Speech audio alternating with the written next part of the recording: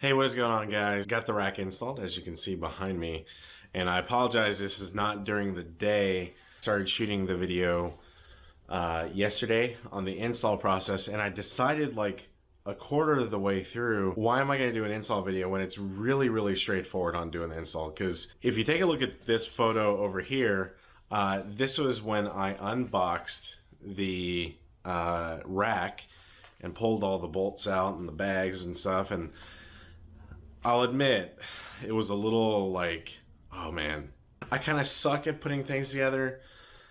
But if I can do it, I can tell you guys already, you guys will have no issues installing this rack yourself. So let's kind of go ahead and start talking about the process of installing the Xtrusion Overland rack on the 2019 Ford Ranger.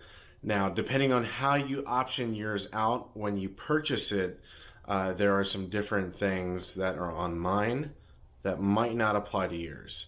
So let's go ahead and start talking about that. All right, so one, I apologize that it is nighttime, obviously, as you can tell. So I apologize, I wasn't able to get this video shot during the day just because we were doing quite a lot of stuff. But I'm going to show you what this rack looks like installed on my Ranger.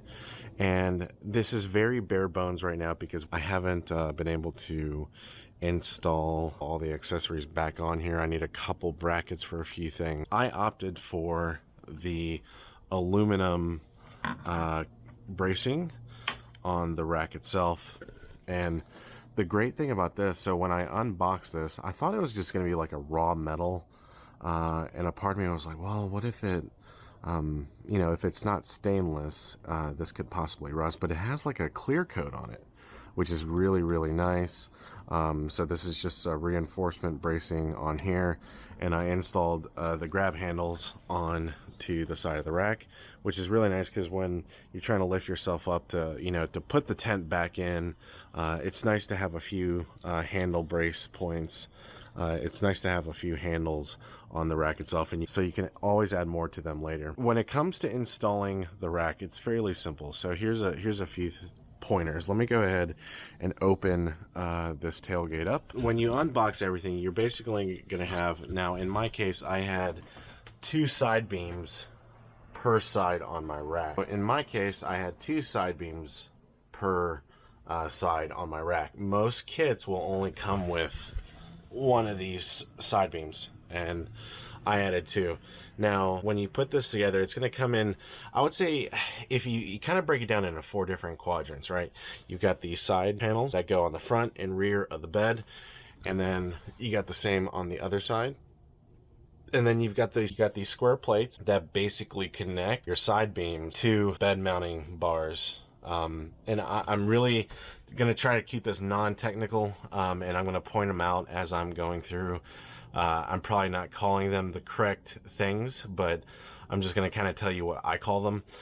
You've got the main height bar right here, and you got these side beams, and then you've got this connection point. So there are specific T-nuts that go inside of these channels, and then once they go inside the channels, they bolt in, so it's all height adjustable. So even after you install the rack, you can adjust the height of the actual bar. So like if I loosen these 2 bolts on the side beam here, I can slide it up, I can slide it down, basically putting it wherever I want. The first part of the install process has you mounting the side beams to this piece right here. And then once you get both of the sides of the rack installed, then you move up to the top and you get the connector brace with the top support beams installed onto the rack itself. So basically that's how you put it together. First you put the side panel together, then you do the other side, and then you're going to have these connection brackets that are going to connect the top support beams to the side panels of the rack. Once you've got that all put together, you'll have, and I'm kind of going in a different order. I'm just kind of going in order of it on the rack. Your instruction set's going to basically tell you how to do this properly in order with clear instructions. I'm just kind of going a quick little overview on installing this onto your bed. And then there is this little leg bracket that basically sits on top of your bed rail here, and then it clamps in from the side here, and it's a very low profile, very thin clamp, which allows you to install the tonneau cover. Installing these corner brackets, and let me grab the other one for you guys. So when you order your bed rack, there are two options for you to install. You can install the black one, which matches the powder coat of the rack, and it looks nice, but I like a little bit of contrast. I like the clear coated aluminum. I think it just gives it a little bit of a tougher look, a little more industrial, and it shows their name pretty well. I like it. I like the aluminum a lot more than the standard powder coat black. Breaks it up a little bit. The height of the rack, so my rack is a 14-inch rack, and if we go to the side here, it matches the height of the cab and my cargo boxes up top and the CVT tent. If you look at the CVT logo on the tent, it lines up perfectly with the CVT logo on the awning, so it lines up perfectly. So their standard sizes, like I mentioned in the previous video, are like 10, 12, 15, and I think 18. And then you can do a custom, and that's what I decided to do. I decided to go with a custom 14-inch rack.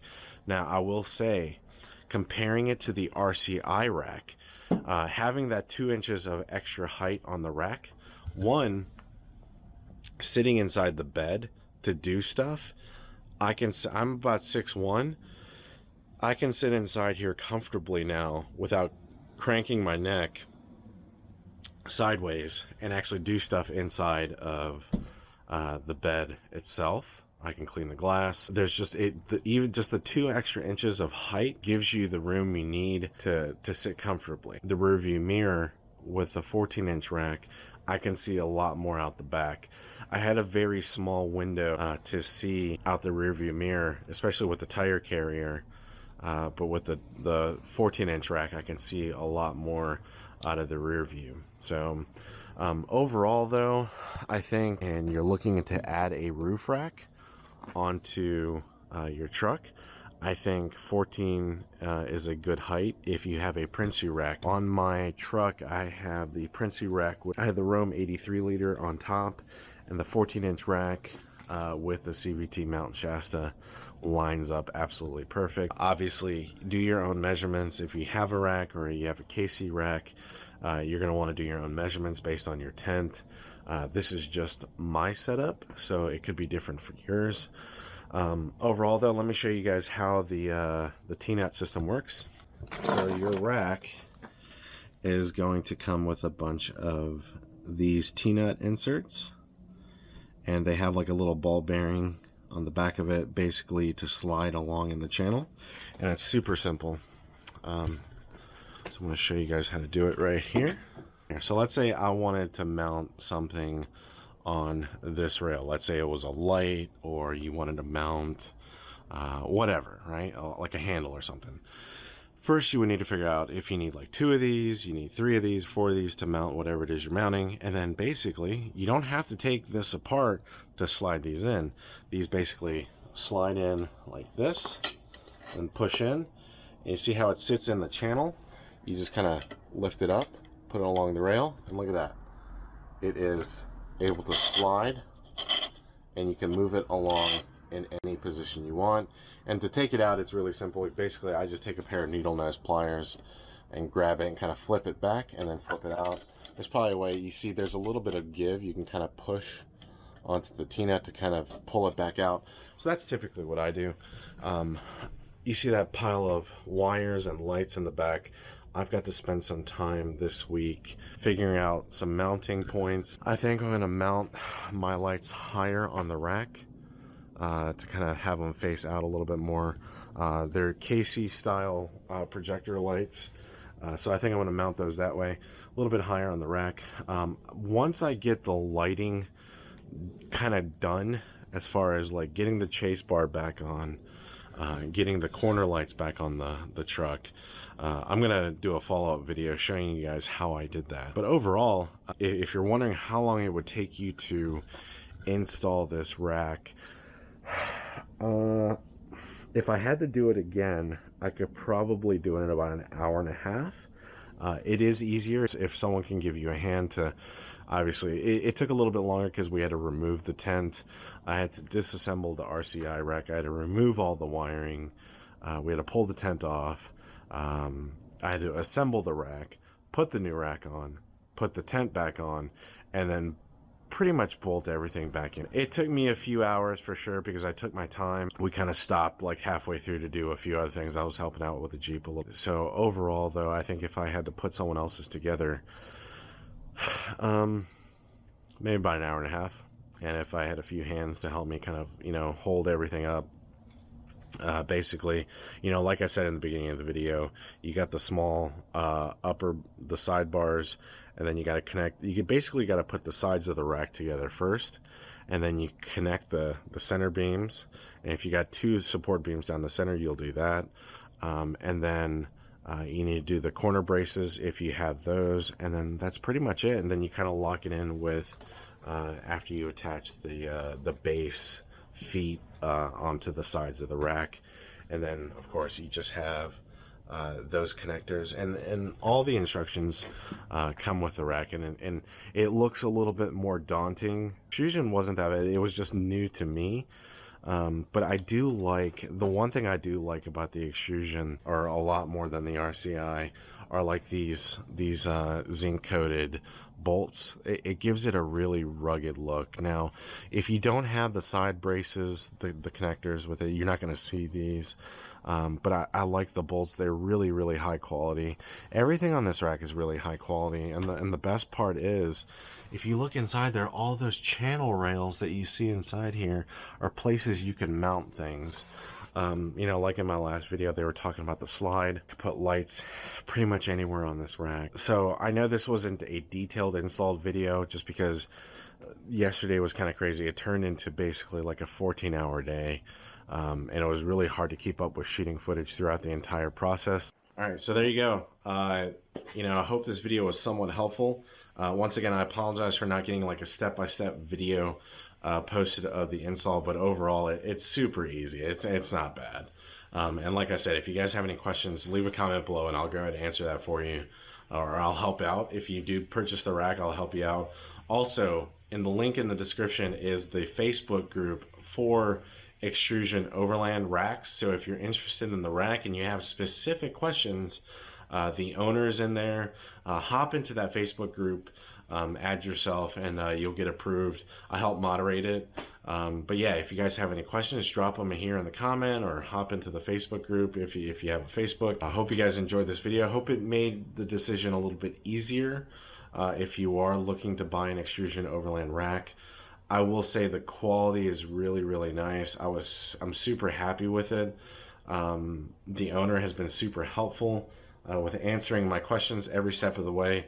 And we're kind of working on some things on the side to install on the rack, and he will create brackets and pretty much for almost anything you can think of. So yeah, I mean, if you think about the rack as like an erector set, anything you can think of, you know, depending on if you're overlanding or if you want to use it as like a work rack, to put tools on, jacks, anything you want, it's going to be able to hold it. So hope you guys enjoy this video, and I'll catch you next time. Bye.